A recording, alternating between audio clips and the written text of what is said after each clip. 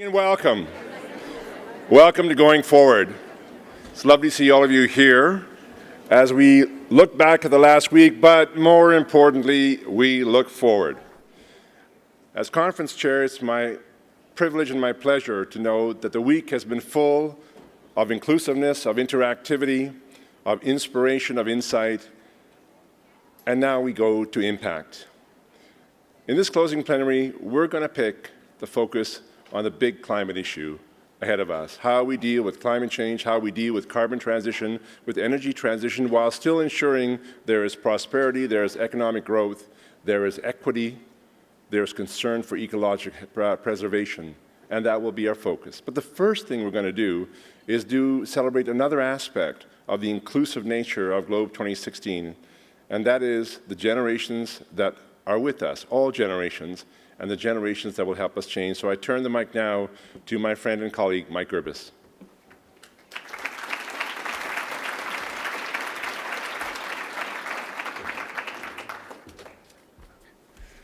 Good morning, everyone. Good morning. That's it. Try again. Good morning, everyone. Good morning. Excellent. Have you guys had fun? Has it been a good Globe? Have you done some business? Excellent. Good, good. So what I'm going to do is just turn our attention on the next generation. As many of you know, it's an area of passion of mine. I really believe that the young people of today have so much enthusiasm and energy and good ideas that they're really going to help us move this needle and take us towards a more sustainable future. So a few years back, a number of us got together and we thought it was important to support youth. And we came up with the Canadian Youth Environmental Leadership Scholarship, which was really created to advance new ideas. And to do that, we thought we needed to support new ways of thinking and support young people, particularly in their prime, when they're educating themselves and learning new ideas, and they're not jaded like us gray-haired guys. And so we put together, a number of us, this scholarship, again, to support students who demonstrate a strong commitment to environmental leadership. And historically, we give this scholarship out to two students who are in the undergraduate program, and they best combine not only academic experience, but they really show leadership in their community. This year, though, we had such an amazing group that the judges, it was unanimous that we couldn't pick 2 out of the 3. And so we decided to give all 3 clear winners, all 3 of them, the $5,000 scholarship that we give towards their education, along with bringing them out to GLOBE so they could meet all you wonderful people in that. And they're here today. So, but before introducing our winners, I just want to thank this year's sponsors of the National Scholarship. So that includes ARC Resources, CN, Synovus, Connecting Environmental Professionals, the Delphi Group, and GLOBE Series for their support. And I'm going to ask the 3 people that have been significant in terms of helping us move this forward to come up, representatives, and join me. So John Mitchell is with Synovus Energy, Chantal Desprez with CN, and Jackson Hagelin. And we're going to recognize these 3 young leaders today who are with us. They're shaking in your boots there. So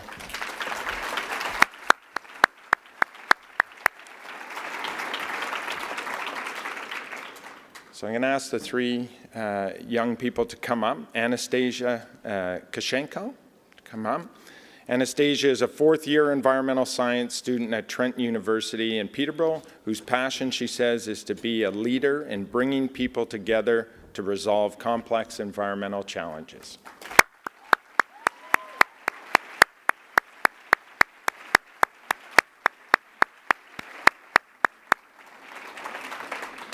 Our second winner is Stephanie Nieto. Stephanie is a 4th-year marketing and law student at Ryerson University in Toronto.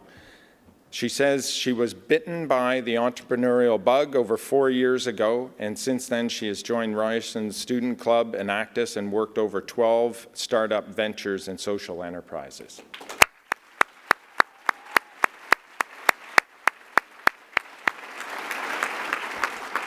And last but not least, Tessica Trong. Tessica is a fourth-year environmental science. Oh, she's got some fans too. Tessica is a fourth-year environmental science student at Simon Fraser University here in Vancouver and a self-described engagement innovator. I like that term. I like that term.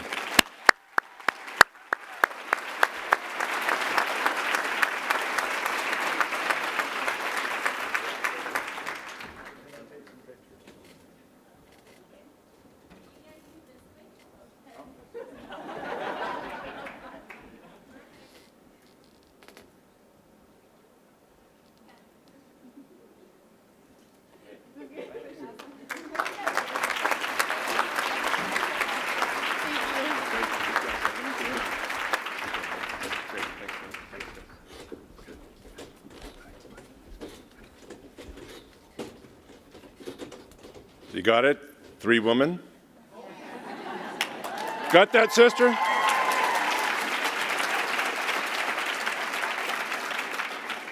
It is 2016.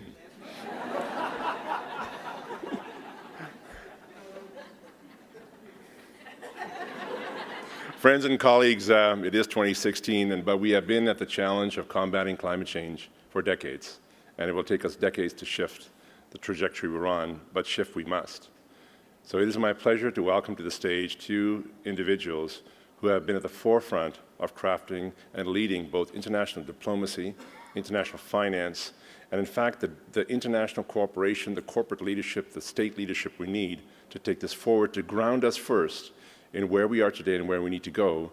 And after that, I'll welcome our other panelists. So it's my absolute privilege and pleasure to invite to the stage Ivo de Boer, who's the heads the Green Growth Institute based in Korea but works globally. But more importantly, Ivo has had a stellar set of accomplishments from a number of the conference of the party meetings, notably in Copenhagen. He is a global leader, and he will ground us in where we need to go. And also, then I would like to welcome to the stage John Roome, who's the Senior Director of Climate Change with the World Bank, another individual who has catalyzed the world and looking to see how international finance in an inclusive and egalitarian way can really catalyze a carbon future that we and the planet need. John, Ivo, please join me.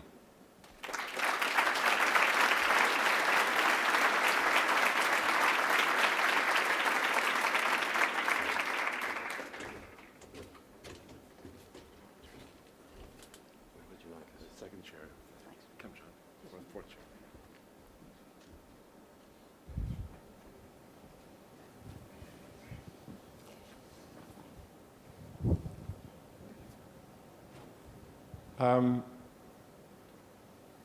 John, Ivo, 2015 was a year of some change. In your view, when you look back at the year, have we shifted and why? I would say we've shifted very significantly on the international development agenda. There's a tendency on the part of people to focus very much on Paris, the big climate change conference in December of last year, which was phenomenal, I think, in terms of the political achievement it represents, that we have a breakthrough in that negotiating process, that all countries of the world committed to take action on climate change, that they've submitted action plans which they're going to sign off on at the UN in April of this year. But it's also a slightly worrying outcome. It's fantastic in terms of the global commitment that was made, and it was wonderful that countries there committed to keep global temperature increase below 2 degrees centigrade, or maybe even below 1.5 degrees centigrade. But we also know that what countries actually promised in Paris is not enough to achieve those targets. It's not even enough to reduce emissions. It's just enough to slow the increase of emissions. So the intent is there, but how can we take the intent to action? And there are a couple of other things that happened in 2015 which are perhaps less noticed, but are equally significant. The first is that in June of last year there was another conference. Sometimes very good things happen at conferences like here. And this was a conference in Addis Ababa in Ethiopia in June of last year under the theme Financing for Development. All about how do we find the money to catalyze a number of the global changes that we need to achieve, whether it's on climate change or poverty or food security or on health. And that finance for development debate for decades has been dominated by the notion that aid needs to solve all the problems of the world, and that therefore all we need to see is for industrialized countries to put more money on the table, more aid, so that we can solve all of those pressing problems that are out there. The interesting thing about this Financing for Development conference was that it for the first time put finance in a broader context, that it for the first time recognized two very significant things. One, that unless developing countries, and to a significant extent industrialized countries, put their house in order, begin to structure their financing, their regulation, their institutions in a better way, any amount of aid is not going to help. And the second significant message out of that Financing for Development conference, you probably all knew it already, is that unless we manage to catalyze investments from the private sector, all of the aid in the world is not going to help. And you understand that issues relating to good governance in countries are very closely related to the ability to catalyze private sector finance. Now, the third thing that happened in 2015, and it was once again at a conference in New York in June, is that a series of sustainable development goals were adopted. So far, we've been doing pretty well, in some areas badly, but with so-called Millennium Development Goals. But those were, first of all, goals that were mainly focused on developing countries. And secondly, they were goals that were focused very much in a development context rather than in a broader sustainability and growth framework. So when I look back at 2015, I see not only an important achievement politically in terms of climate change, but also in terms of understanding the finance landscape and good governance better, and placing that in the context of a broader sustainable development agenda that the whole global community needs to look at. And that, I think, has given us some very interesting things to think about in 2016 as we explore how we need to move forward effectively from a governance perspective, from a finance perspective, and from a sustainability perspective. And perhaps later I can say something about what we as an institution are trying to do to capitalize on those three agendas. Thank you. John, your journey from January 1st, 2015 to December 31st, 2015 saw you look at that year, how, and you reflect on what Ivo says, your perspective, how does that overlay? So I agree with a lot of what Ivo said, so maybe I can just elaborate on a few things. One is an observation of what happened in Paris. So on the first side, there were the negotiations, and they came up with the agreement, and that's important.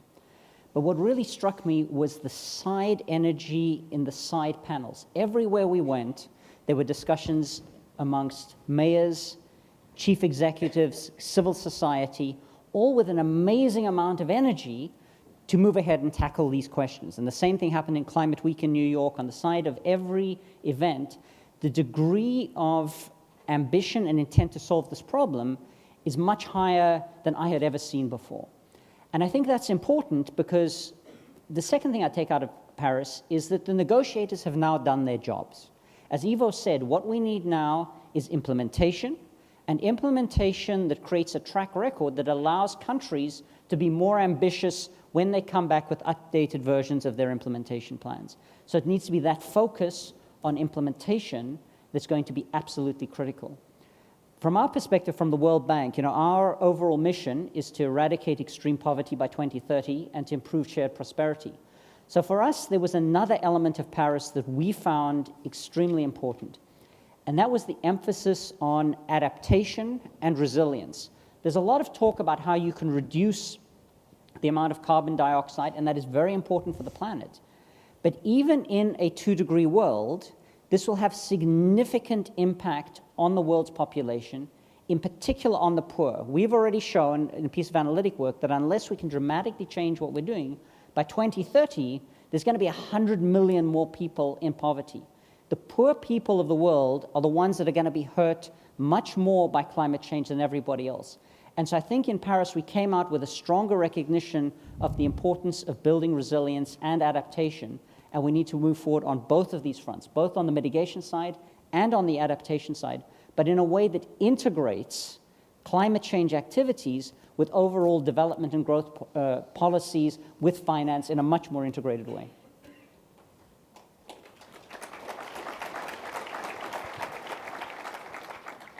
Ivo, when a performance athlete in the Olympics or other competitive competitions speak of their attributes, you get three that are pronounced. One is power, strength. Two is pace, that ability to move quickly. And the fourth is how you translate space into speed. And you look forward. What are the things we need to do to bring power, pace, acceleration, speed to the action on our climate agenda? I think understanding and persuasion. John talked rightly about the huge enthusiasm that we saw in Paris to move forward on this agenda. What we saw in Paris were the development banks, including the one that John represents, the private sector, the private finance institutions, announce huge amounts of capital towards addressing green growth, addressing climate change, addressing sustainability. But the fact of the matter is, on the ground, that there is a massive shortage of real innovative ideas that are formulated in such a way that they are actually able to attract the private sector capital that they are going to need if they are going to be taken to implementation. So the huge challenge that I see at the moment is to really make the business case around sustainability, to really show that many of the ideas that we need to implement in order to deliver on the Paris agenda, on the Paris ambitions, and those other ambitions that I refer to as well, can be couched in such a way, can be presented in such a way that we actually succeed in catalyzing the private sector capital that is going to be needed, that is going to be essential to actually deliver. And that takes us to some of those broader agenda items on good governance, strong institutions that I referred to earlier on. So, Ivo, you travel the world with this. You talk to a lot of people on this agenda. Is it changing? Are you seeing the private sector and capital markets looking at this differently in terms of how they respond to the opportunity that's there? I see the private sector and capital markets changing, and we're seeing already phenomenal change around the world in the sense that, you know, in the past 4 years, the cost of renewables has come down by 70%. The investments in renewable sources of energy are larger now than fossil fuel technology. But it's, you know, before I got into this job, I spent 4 years working exclusively with the private sector around the world. And whenever I had the chance to meet with a CEO, I would ask them, him or her, what do you need most in order to advance on the sustainability agenda? And I expected to get answers like subsidies or tax breaks. Never got that answer. The answer I always got was predictability and policy stability. I want to know that the investment environment is such that I can properly calculate a return on investment that is reasonable for me, which is why in my work nowadays, I focus almost entirely on creating that stable investment environment that will allow the private sector to engage. Let me look at this nationally and globally, John. You know, about 75% of the people in this room will be Canadian and 25% around the world. Though the 75% who are Canadian, we're really glad that we're back.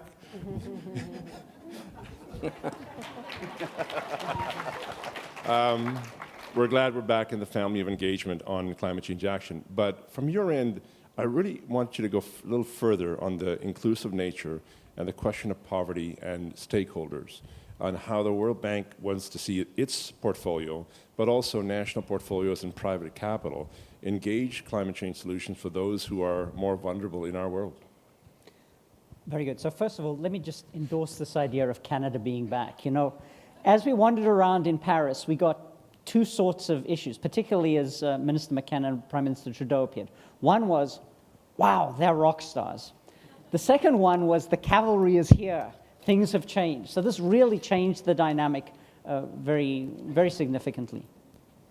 So on this question of focusing on poor people and on the impact of climate change and being inclusive, a few things I think are important. One is we talk a lot about these national development plans, the nationally determined contributions, which are basically plans at the moment. For these to be able to be turned into reality, they have to be mainstreamed into government policy and into government budgeting and investment decisions.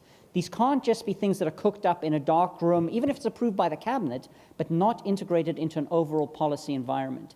And so as countries think about doing this, our sense is it's very important that the impact of these policies on different parts of society get taken into consideration. So when we're thinking about an investment in an irrigation scheme where the public sector does this, decisions that are made on urban planning, on flood protection, flood insurance policies, it's very important to break this down to think about how does this impact poor people and how does it affect middle-income people, because poor people are going to be much more seriously affected. Second area where this is important is around transitions. We all know we're going to have to transition out of fossil-intensive industries into renewables. And we can tell the story about how renewables is going to create great new jobs, solar rooftop installers, et cetera, et cetera, et cetera. So some people are going to win. But what about the people that have committed their lives to working in a coal mine, working in a cement factory? These people cannot just be thrown under the bus. We need to find a way of ensuring that protection is put in place so that those people that have lived their lives and made their contributions, communities that are built around this, actually get some form of transition mechanism in order to ensure that their interests are taken care of. We had a very interesting hearing some of the premiers talk yesterday. They were talking about the impact of climate change already being felt in the north of the country. And as one thinks about allocations of budget and the way in which one responds, taking into account the differential impact of climate change on different parts of the country will be very important in terms of where resources are allocated, particularly on the adaptation side. Thank you. You can clap anytime you want. I'm just saying. You can shout out. This is good. Ivo, you're based in Seoul, on the other side of the Pacific Ocean.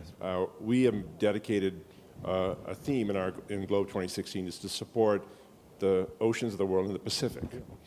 When you look, can you share with me, can share with all of us, an experience you've had in the Pacific Rim leadership and the conversations with corporations and states, as you've explained where and what your organization could add value to going forward, what's that story of conversation with somebody in a state in Southeast Asia or South Asia?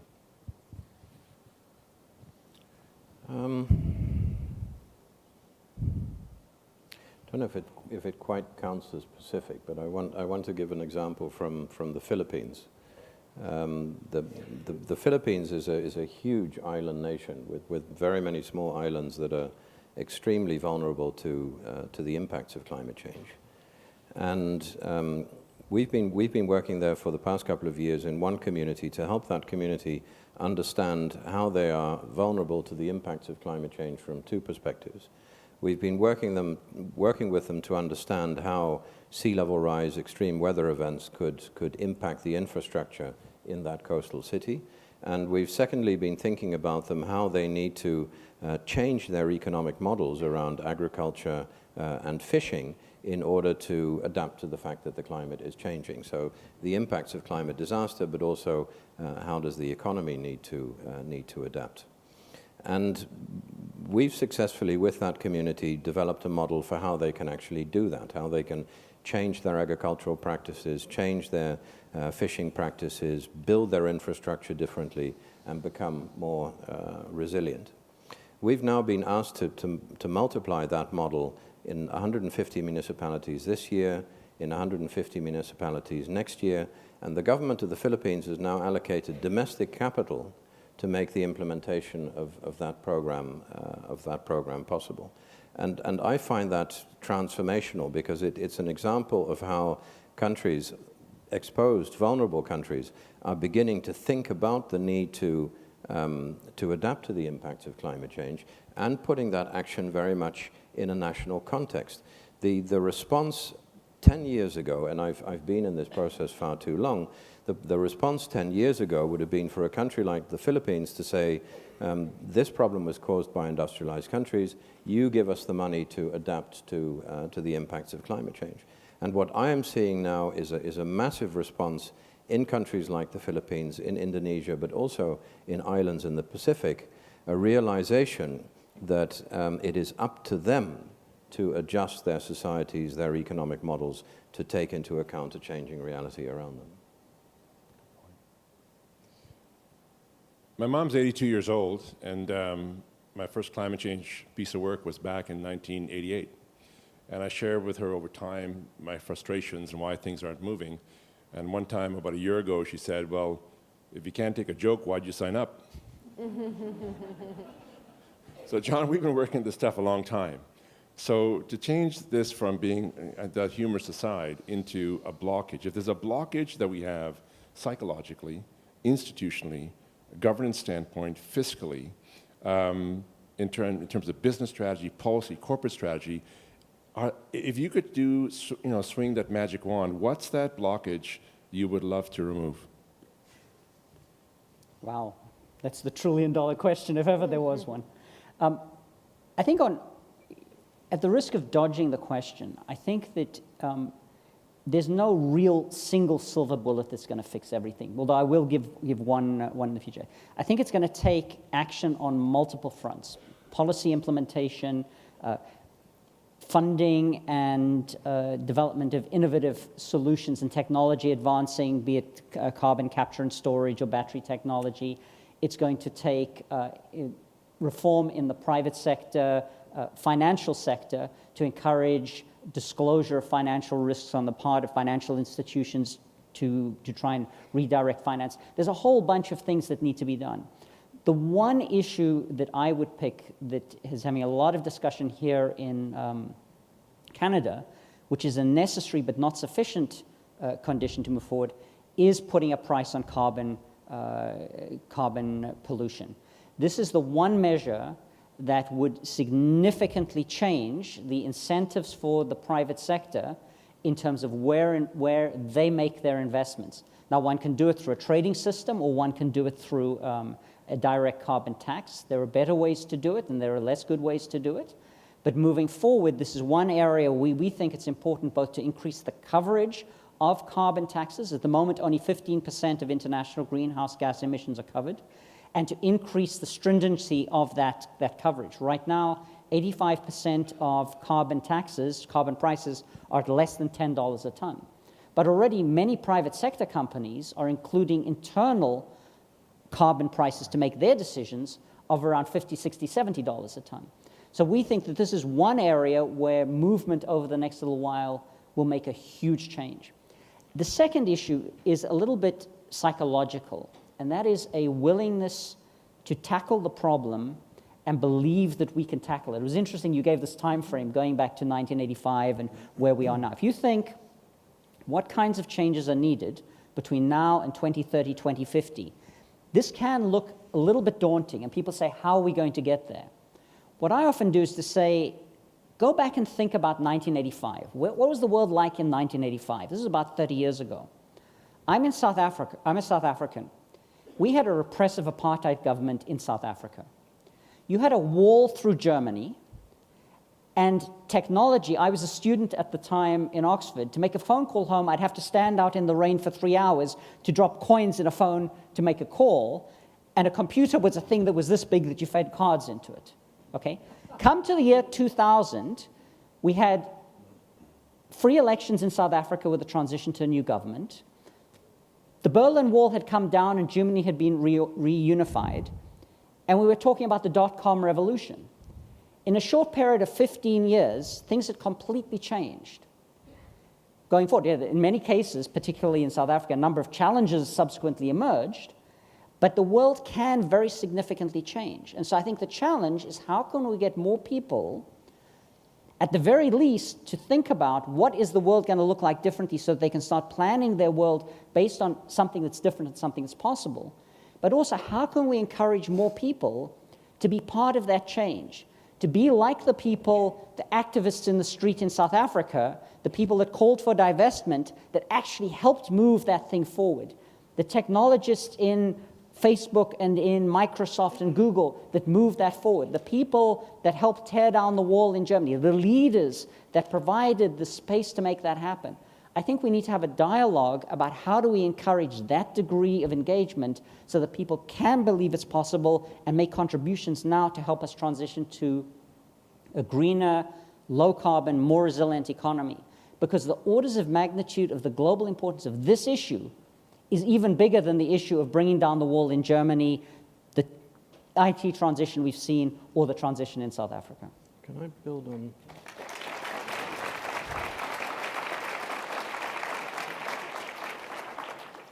I just want to build on John's point. Is pricing the silver bullet? It's definitely very significant. Pricing is a reflection of valuation, and I think the challenge that we face is very much one of valuing things differently, of defining value, corporates defining value beyond the cash that you return to shareholders, to the other kinds of capital that you create, the environmental capital, the social capital, the intellectual capital, etc. So I think to my mind, it's very much a matter of a value transition. And the example that I want to give is one from China, which I live right next door to. 10 years ago, China was very resistant to action on climate change because they felt there was no need to act on the issue, and they felt that it would be fundamentally harmful to their economy to act on climate change. Today, that situation has changed fundamentally. First of all, because China now fully understands the cost of inaction, and China now fully understands the benefit of action. In China, certainly in the eastern part of China that I live right next door to, you can't breathe the air, you can't drink the water. The soil is so polluted that you can't even use it for agriculture. And according to some estimates, bad air quality in China is costing it maybe 12% of its GDP growth. So there is a full realization now in China what the cost of inaction is. At the same time, if we were to get John's carbon price, the big winner today would be China, because China over the past decades has invested to become the global leader in wind technology, in solar technology, to some extent in vehicle technology and energy storage technology.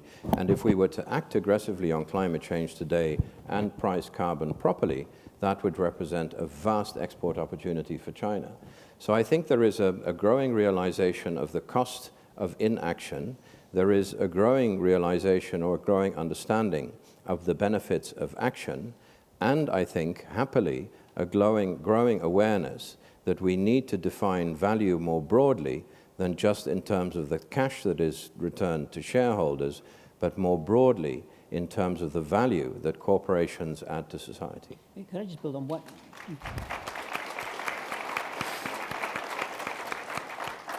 I think there's a point that could be built on here in terms of what are the implications of what Ivo just said for Canada.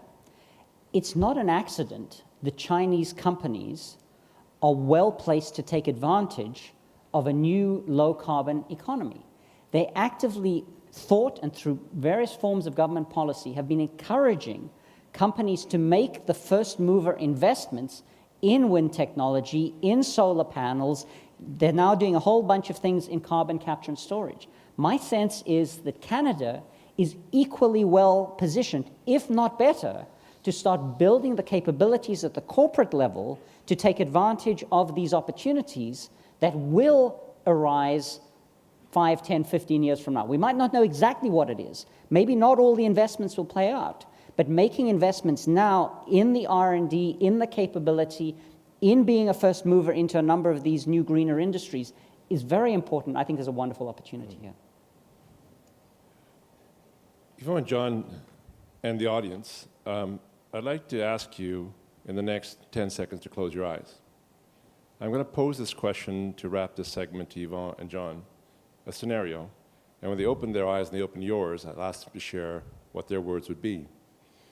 When Paul Hawken gave a remarkable eulogy for our dear friend Ray Anderson when he passed, He talked and said if people ignored the reality of carbon, they were being unrealistic, but if they didn't approach the future with hope, that was wrong. So here's my question to you to wrap.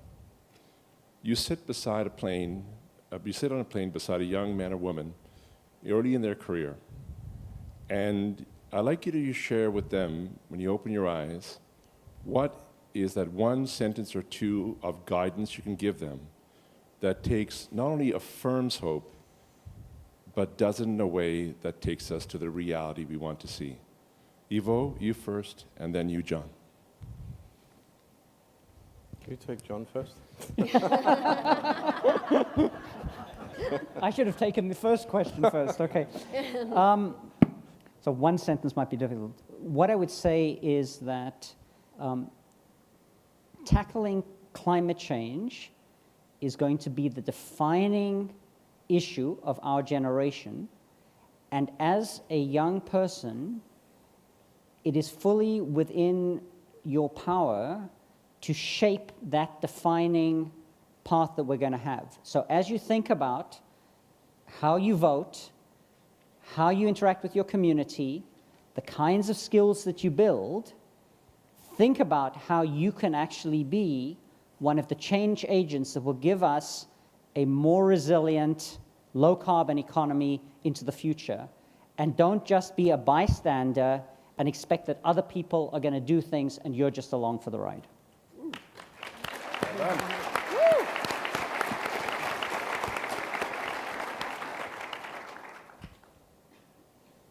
Well, thank you, John.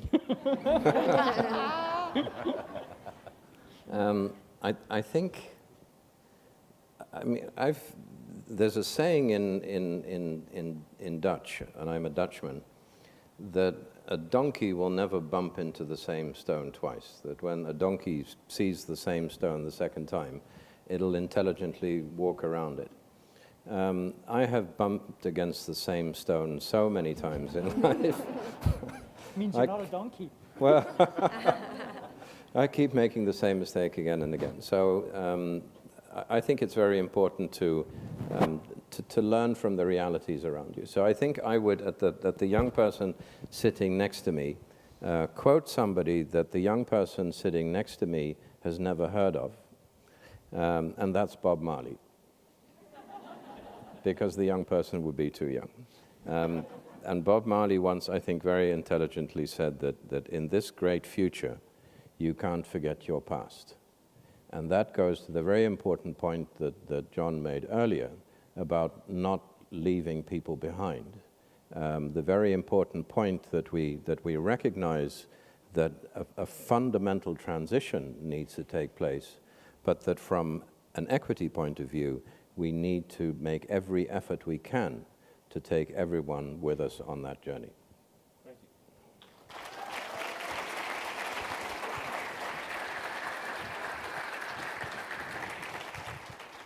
I'm going to save the applause for Johnny Vo because I'm going to bring the rest of our panelists up. I'm going to invite to the stage now, I'm going to invite to the stage Michelle Eakins from BlackRock, Sabora Berman from York University, and Nick Parker from Gap Acceleration Partners.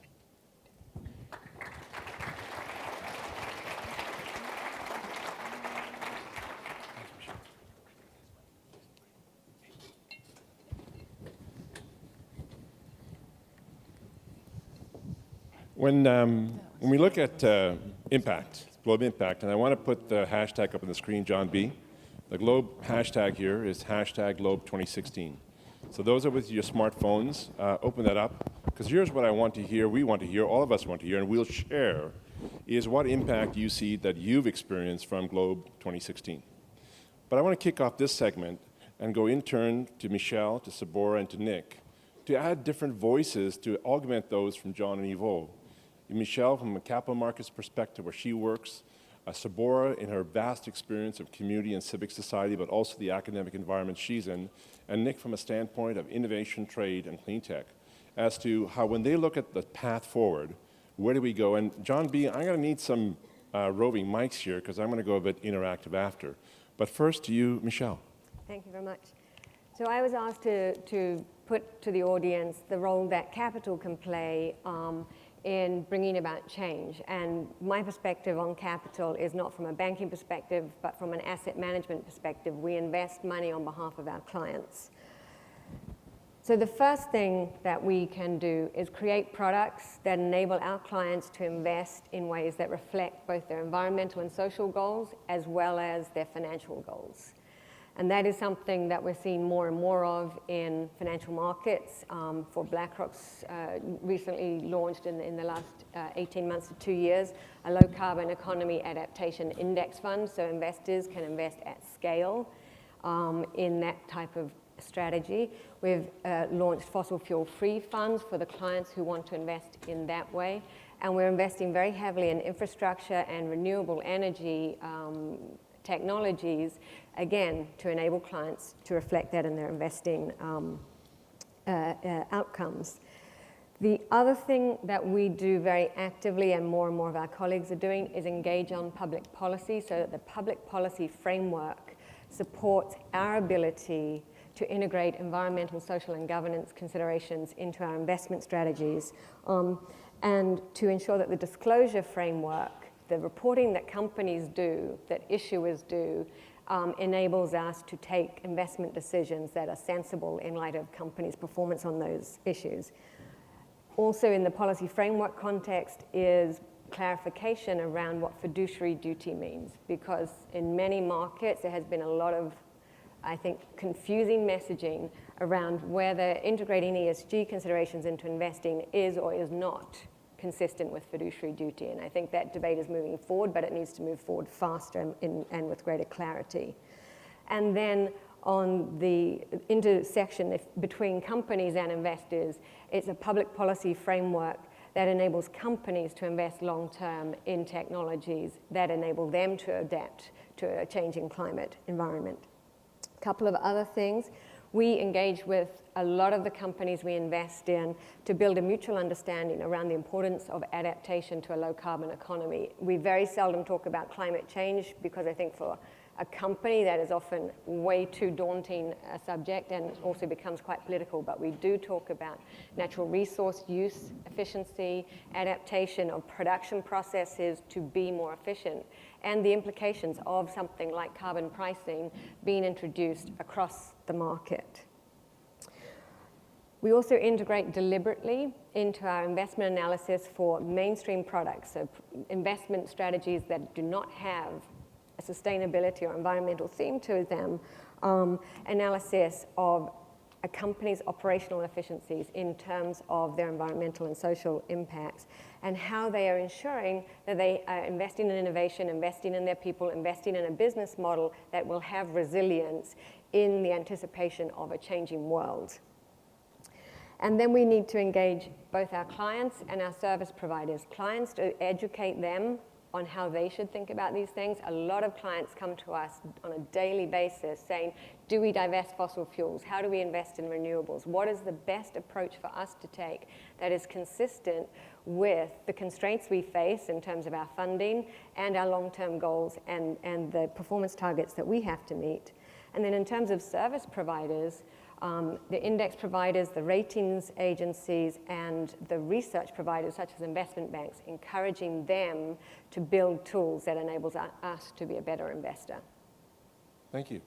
We're getting down to it. Sabora. Thank you. Well, to switch tracks a little bit, I was asked to reflect on the role of people, the role of, and it's in fact what I study, the role of social movements and advocacy in setting public policy. And, you know, I don't think I've ever seen in, 20 years of environmental advocacy, the level of citizens' engagement that we are seeing on these issues today. 400,000 people marching in the streets of New York. Here in Canada, 25,000 people this year in Quebec City, 25,000 people in Ottawa. Town halls and NEB hearings filled across the country. These have become kitchen table issues. They have, become, what was it our former Prime Minister used to say, line up at Tim Hortons issues. And I think, simultaneously we have seen internationally a rise of these issues and awareness and acceptance. You know, everyone from the Pope to the World Bank now talking about decarbonization. You know, our own Mark Carney, who used to be the governor of the Bank of Canada, now the governor of the Bank of England, referring to the importance of keeping 2/3 of remaining fossil fuels in the ground. These are popular mainstream issues now, and we're seeing as a result, I think, amazing and very unlikely coalitions forming. You know, I did work in the last couple of years with the Cowboy and Indian Alliance in Nebraska. You know, we see scientists standing up with First Nations, standing up with unions and mayors, et cetera, on these issues. You know, Idle No More, working with the Keep It in the Ground campaign, working with the divestment campaign. We ignore these citizens' movements and this engagement at our peril. Because, you know, we've heard a lot of comments about the politics of no. You know, it's a NIMBY thing, it's a, you know, the no that we are hearing that is resounding around the world, and especially in North America, is not a knee-jerk no. This is a loud no that happens because our laws, our practices, and our policies have failed to keep up. They've failed to keep up with the science. They've failed to keep up with societal values. These are citizens filling a leadership void. So what are they saying?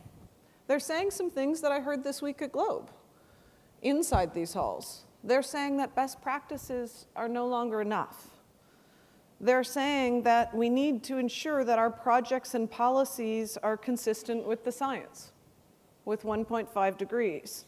They're asking us all for a plan. Not just the idea, not just the goal, but how. How do we get to 100% by 2050? They're telling us that mitigation, that climate safety is now needs to be seen as a human right, as a public good.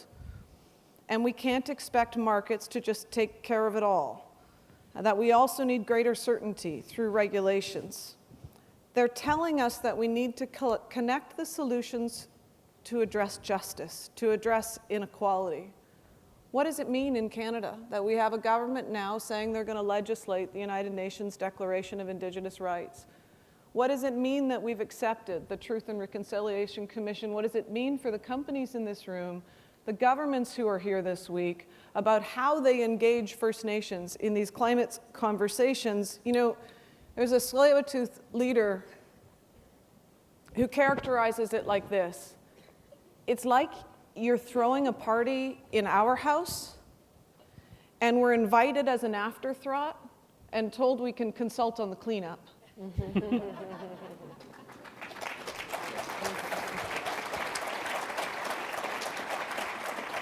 So we have to stop talking about working with Indigenous leaders and Indigenous communities and other frontline communities as though we just need to manage the issue. We have a fiduciary responsibility, we have a constitutional responsibility, we have to get serious about government-to-government processes and respecting treaty rights. And I think, finally, we need to recognize that the solutions to climate change are about addressing power in every sense of the word. We need an energy system that's like the internet, that's distributed, that's shared, that's innovative, that's decentralized. It's a win-win for the majority, but let's be clear. It's not necessarily a win-win for all of the energy incumbents, the giants of the past, because while they owned the coal and the oil and the gas, they don't own the wind and the sun.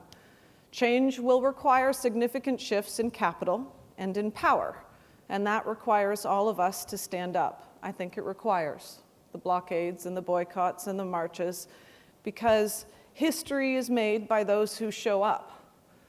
What does that mean for this room? It means that we also need to show up, that we need to be brave in our capacities. We need to ask the hard questions, whether we work for government or industry. We need to, because we need that courage in the climate era, because we are racing against the clock, and we cannot allow ourselves to forget that. But the great thing that I think we heard at GLOBE this week, and the great thing about bravery, is that courage is contagious. Thank you.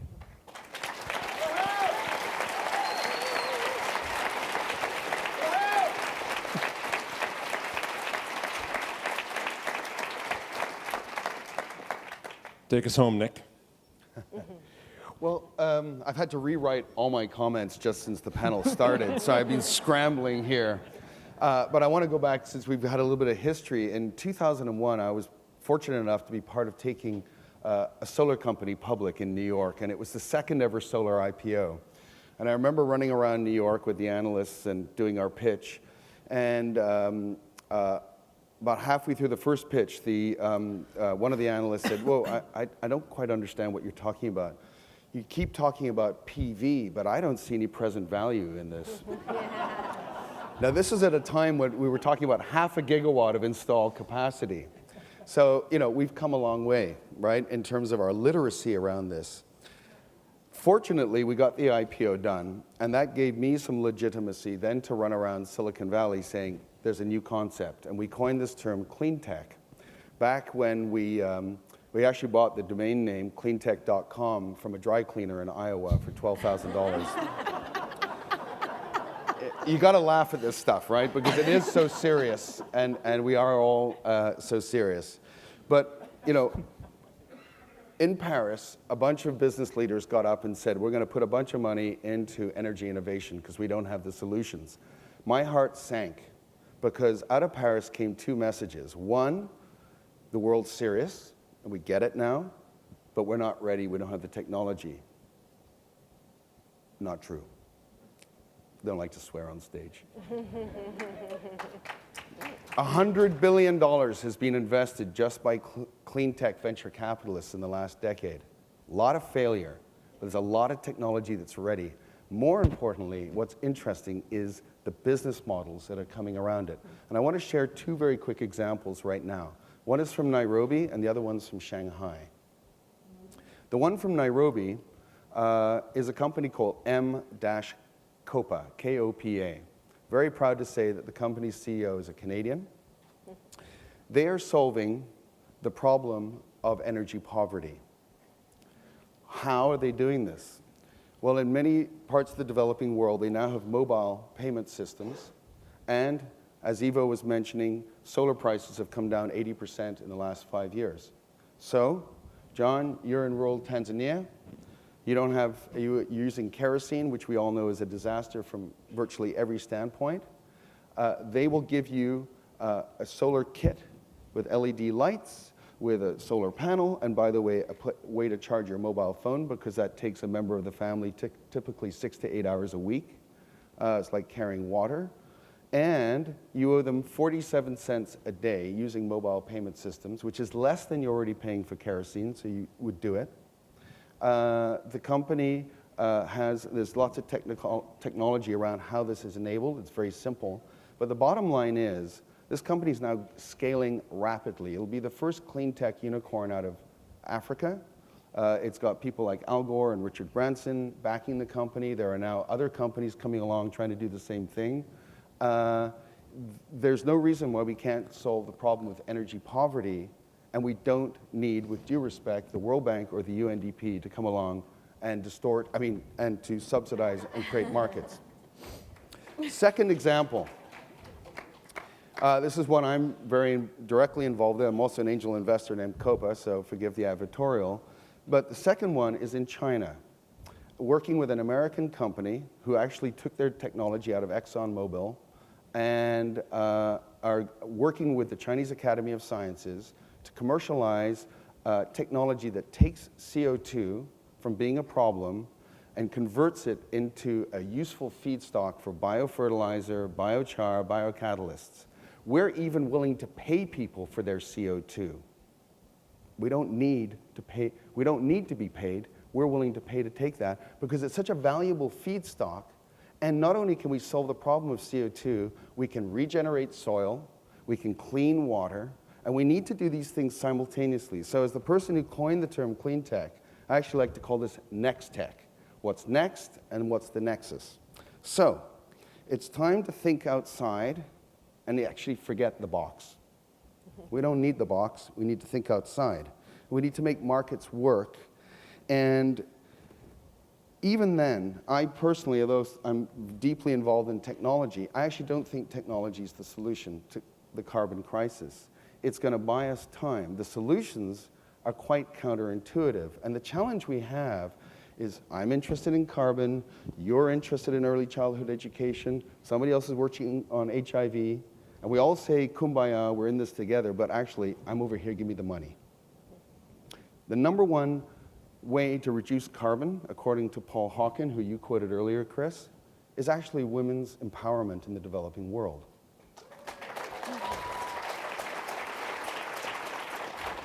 How does that work? Well, if women are empowered, they tend to have much smaller families, so 2 kids rather than 8, or whatever the number might be. Look forward a generation, take 1 billion people off the world's population. What else could you do that would be more powerful? So we need to stop competing with each other. We need to start thinking about these things. I'm in the world of technology, others in other worlds. And so that requires a bigger shift, because as the Jewish Talmud says, we don't see things as they are, we see things as we are.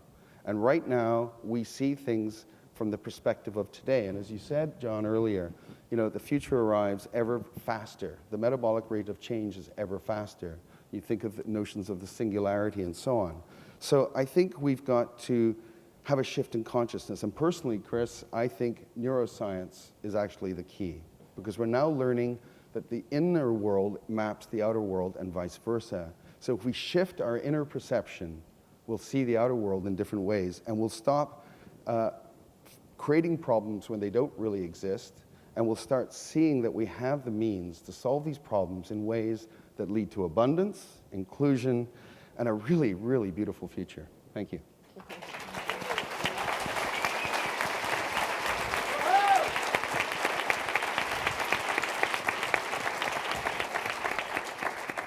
In our final segment, John B., I'll get you to turn up the house lights and bring the box mics to the front if you get a couple of folks there. We have 5 people on the stage. They've talked about powers, the powers of capital, the powers of leadership, diplomacy, the powers of people, the powers of community, the powers of how we move our capital forward, how our institutions move forward, and how we move our minds move forward. Hashtag Globe 2016 impact. Hashtag Globe 2016. I'd like all of you with your phones who wish to, and I invite you to. What's your impact from Globe 2016? What's that impact for you? And then I'm going to invite those of you, I only have room, I have 5, I'm going to ask 5 of you. But here's the deal.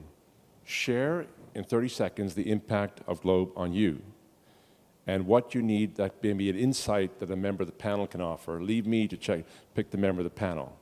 So what's your impact? What's the impact of Globe on you? What impact do you want to have on the issue of climate and the change ahead of us? And what insight are you seeking? What inspiration are you seeking to go there? The mics are open.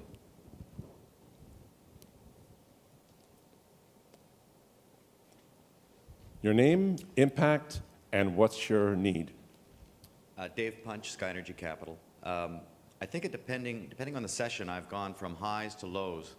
You see Amory Lovins and you get very inspired about thinking laterally.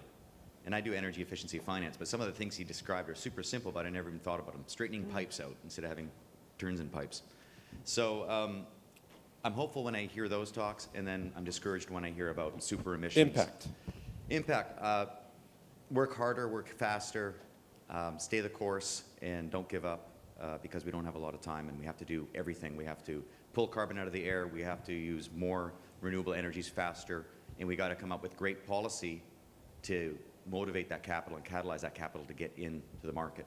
I think it is the private capital with the right policy, and you've seen the evidence of that in the US.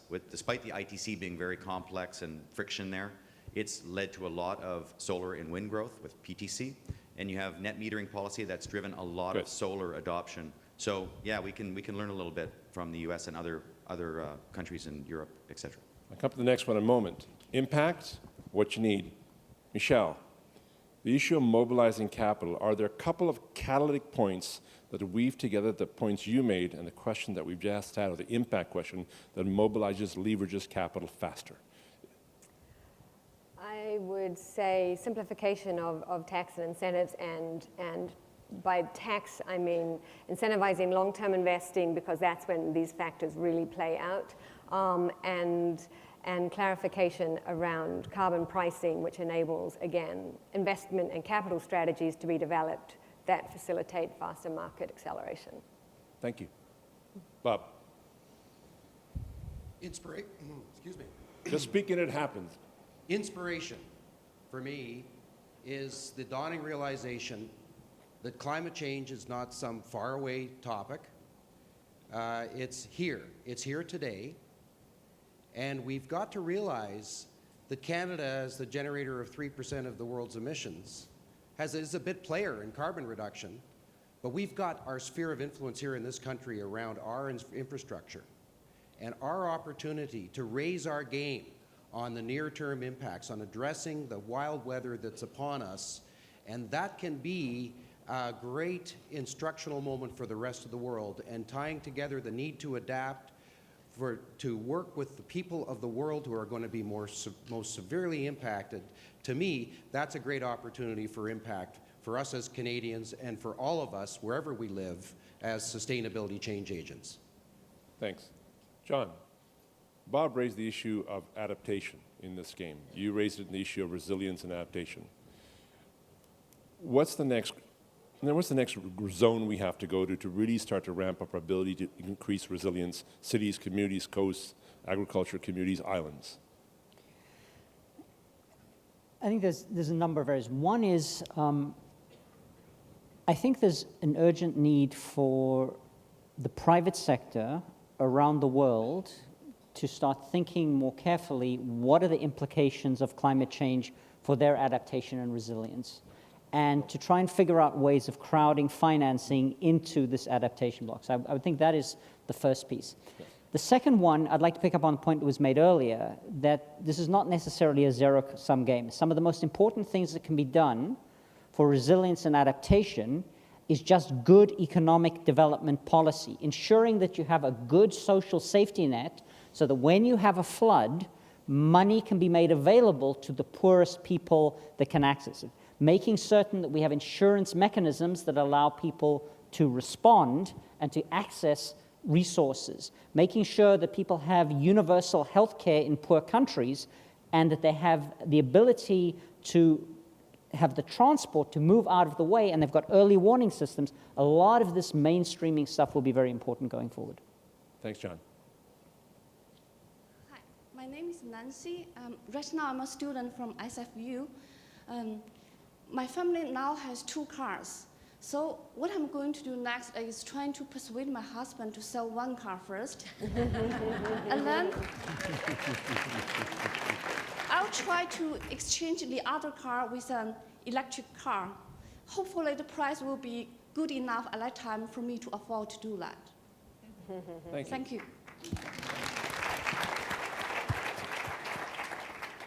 Sabora, you talked in a very powerful and passionate way on the inclusion of people in this question. What's our own responsibilities as individuals, which this last question raised? There's no question that we can make enormous changes in our lifestyles that will help. And I applaud you for what you're doing, because they're never easy. I struggle with the meat question. I have 2 teenage boys. And so we negotiate, because they love meat. So we talk a lot about our carbon footprint as a family, and they're like, but I'll walk to school. Can we have burgers? Right, we need to address those issues. There's no question. But the scale of the change that we need to see in our lifetimes means that this is not a lifestyle issue. We need better laws, not just better light bulbs. And so I would say, as citizens in our everyday lives, we have to stop thinking about ourselves as just consumers and think about ourselves as citizens, as voters. Our politicians work for us. And we forget that. How often do you actually write a letter to your MLA or your MP or call them up? I do all the time. Mine are sick of me. But the point is, it doesn't take that long. And we've kind of, we click here and we send maybe a check to someone, and then we go about our lives and we think we're better because we bought a hybrid. Okay, good. And take 5 minutes and call their office, because they calculate those. Ask them what they're doing to scale up renewable energy. Ask them what they're doing to address, if you live in BC, that our emissions are going up. Because I talk to politicians all the time, and what I often hear is, I don't hear it at the door. They need to hear it at the door.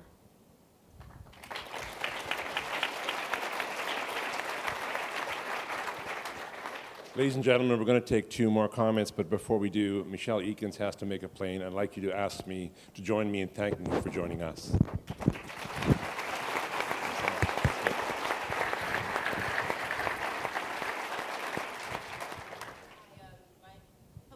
My name is Lee Marie Thompson. I run a small sustainability startup. I'm also an adjunct at the University of Maryland Honors Entrepreneurship and Innovation Program.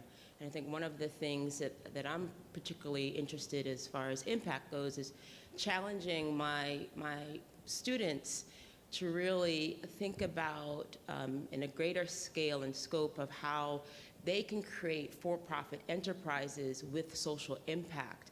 What that would look like, what the big picture would look like. And I think for impact is making sure those students that are really interested in creating for-profit enterprises understand the social impact of what they're doing. Nick, when I hear startup, I want to go to you. How can you say how young companies, young people who are mobilizing quickly to match the technology and social solutions you mentioned, vast experience that you've had, what's those top 3 things we need to move there faster? What are the 3 things that they need to do to get these things off the ground? Yeah. Don't do it, don't do it, don't do it. No, no. I think there are 3 things. 1, get to cash flow positive right away. Don't let other investors come in, they'll control you. Figure out a way to generate cash.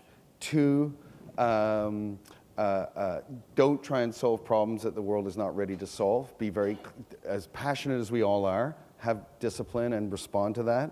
And 3rd, come talk to me. But I'm going to use the talking stick that you've given me here, Chris, to throw in my own 2 cents worth on this stuff. We got to go vegetarian, folks. That's 15%. Really?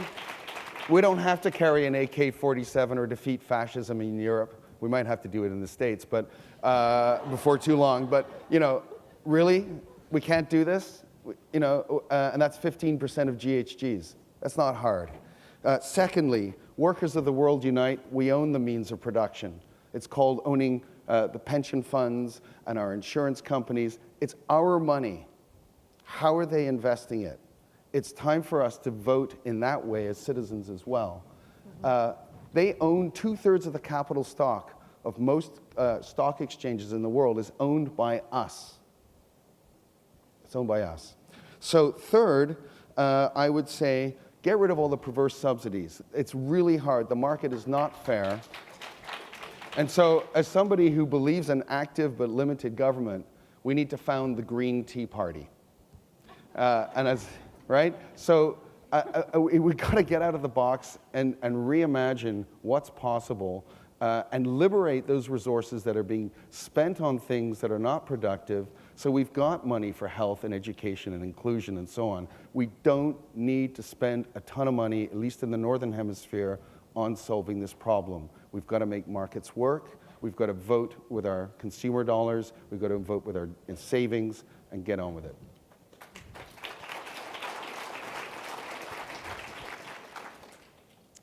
Hi, thanks very much.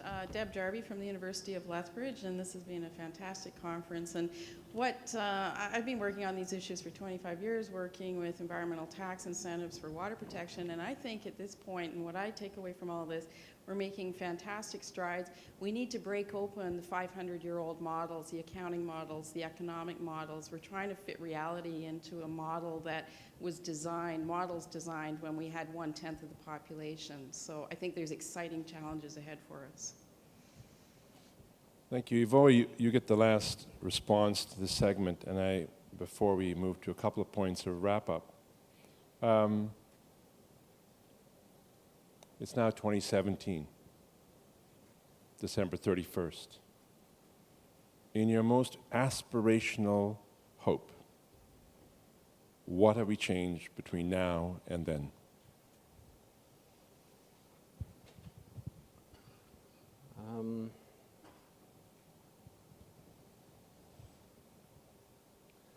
For many, many years, I used to meet Canadians who were very ashamed of the politicians that they had elected. Since recently, I meet an awful lot of politicians who are very proud of a certain politician that they have elected. What I would like to see happen over the coming year is for that politician, for this new government to get the popular support and backing to actually do the things that make you proud of this new politician. I think there is a very good example of, just across the border, of a certain gentleman coming into power a number of years ago with a great vision of change, but subsequently being abandoned by the society that he needed to drive that change. And I don't think that the new Prime Minister of Canada can do it on his own.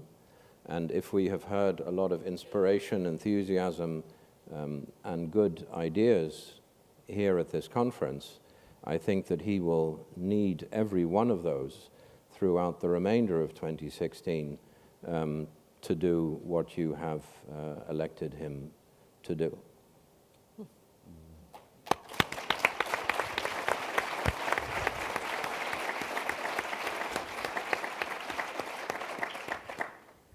We're at GLOBE 2016.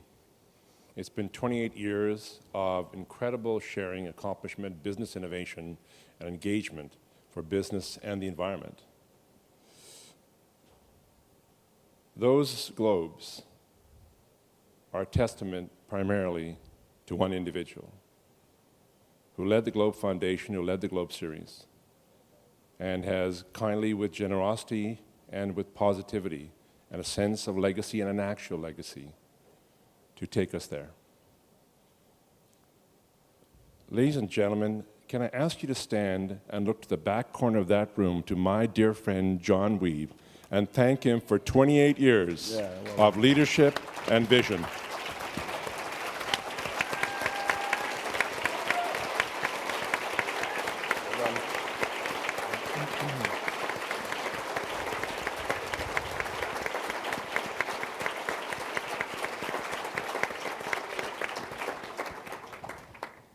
John's not leaving.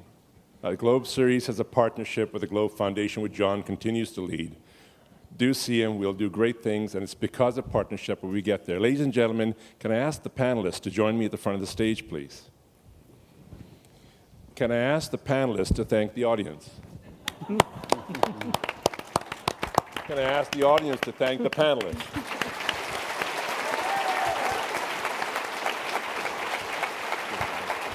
Awesome.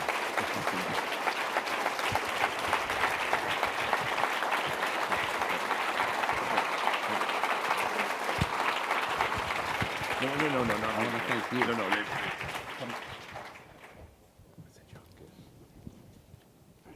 In closing GLOBE 2016, I'd like to ask my dear friends, Mike Gerbis and Nancy Wright, to join me at the stage. And as they do, I want you to all turn your heads around and swivel them to the back of the room to these amazing, fantastic people who have been your volunteers for the week. And before you thank them, go ahead. Before you thank them, understand the people who are the servers, the people who are the cooks, the people who are making sure the rooms were cleaned at night, the people who were volunteering really made this work. But more importantly, as you will also go and thank and celebrate with John, I absolutely want you to promise me to do two things. One, go to a hashtag on hashtag GLOBE 2016. Tell us the impact you want to go forward with. But I also want you to meet at least one of these individuals back in the room, because they are also the talent and the people that can add to your organizations, and you want to connect with them. And now you can thank them.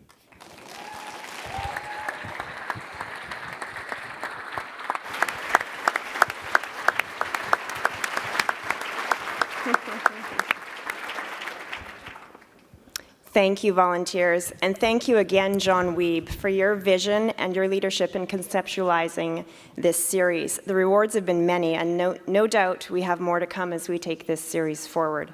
I've learned a tremendous amount from you over the years, and I hope we've done justice to the legacy that you've built this past week.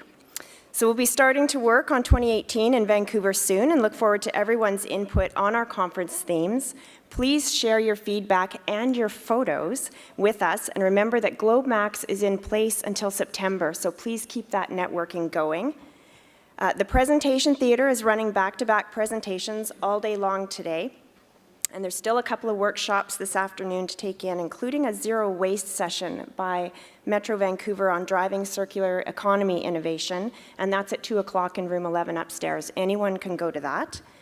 BMW is still out there. They're doing their ride and drives until 4 o'clock, so you can get out there and try their i3 electric vehicle. The Italians, I love the Italians. The Italians have a booth in the exposition, and they have invited all of us to join them for a wine reception at 3 p.m. in the Innovation Expo. Love the Italians. Yes.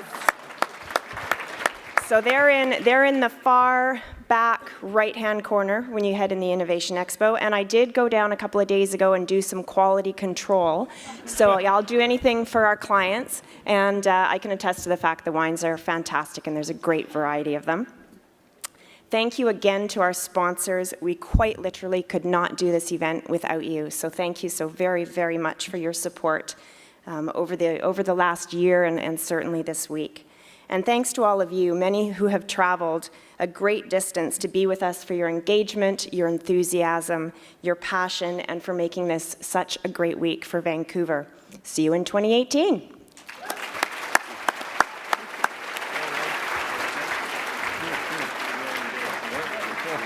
Good job.